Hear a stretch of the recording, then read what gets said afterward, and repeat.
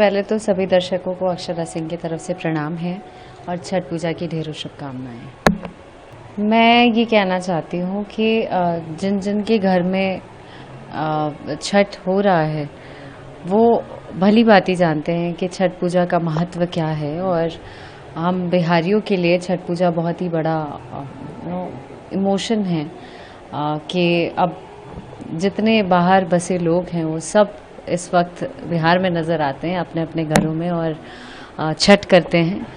मैं छठ पूजा के लिए बहुत ज़्यादा तो नहीं, लेकिन सब जानते हैं। ऐसा नहीं है कि छठ पूजा के बारे में लोग नहीं जानते हैं।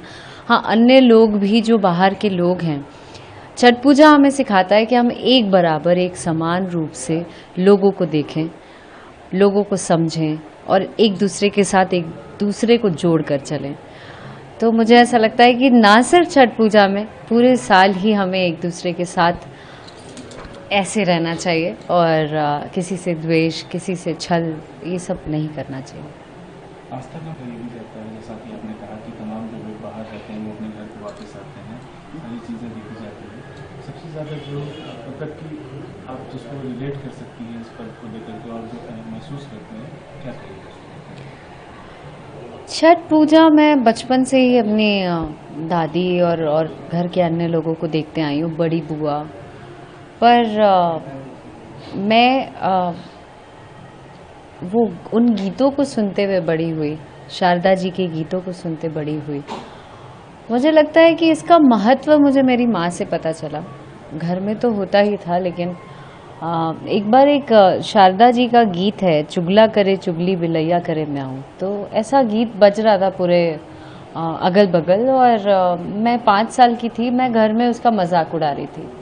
मजाक नहीं, मैं चूंकि वो साउंड ऐसा कर रहा था तो बच्चों के लिए बहुत ही फैसिनेटिंग लगता है। वो चुगला करे चुगली बिलैया बिलैया जैसे ही आए मुझे हंसी आए, और मैं हंस हंस के खूब ताली बजा बजा के मजाक उड़ा रही थी। तब तक मेरी माँ आई, क्या बोली, इतना ही शुरू किया उसने। कलछुल लेके आई, कलछुल जिससे हमारे यहाँ दाल छौंका जाता है, वो लाई, और मेरे शरीर में ऐसा कोई भी जगह नहीं था जहाँ पे लाल दाग नहीं था। इतना मार मारा, मुझे बताया नहीं कि क्यों उसने मारा या उस चीज का महत्व क्या, उसने बताया नहीं। उस मार ने मुझे सब कुछ बता दिया, जिसको मैं आज तक अपने यहाँ पे बांध के चलती हूँ। और आज इतनी हिम्मत छठी माँ ने कर दी कि इतनी हिम्मत दे दी कि मैं छठ पूजा करने लगी, और पिछले साल से ही उठाया है मैंने, और ये मेरा दूसरा साल है। अब पता नहीं छठी माँ चाहें तो कब तक करती हूँ। मेरा ऐसा पर्सनली मानना है, जब मैं छठ पूजा कर रही थी तब कई लोगों ने ये भी पूछा मुझसे कि आप शादीशुदा तो है नहीं।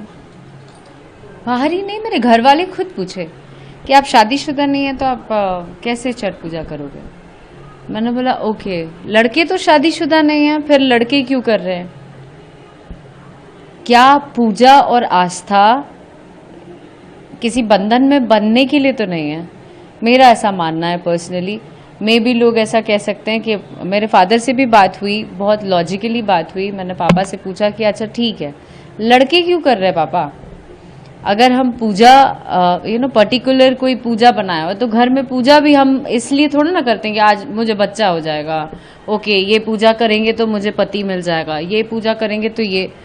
पूजा और आस्था इन चीज़ों के बंधन में बंधने का नहीं है। मुझे ऐसा लगता है कि अगर आपकी आस्था है तो आप स्वतंत्र हैं कोई भी पूजा करने के लिए। अपना आस्था क्लियर रखें, बस अच्छी नीयत से आप पूजा करिए। मैं चुनाव के लिए तो मैं यही चाहूँगी कि सब अच्छे अच्छे नेताओं को चुन के लाएं और अपने क्षेत्र का विकास करें। अगर आप ये वीडियो YouTube पर देख रहे हैं तो हमारे चैनल को सब्सक्राइब कर बेल आइकन दबाएं, और Facebook पर देख रहे हैं तो हमारे पेज को लाइक करें।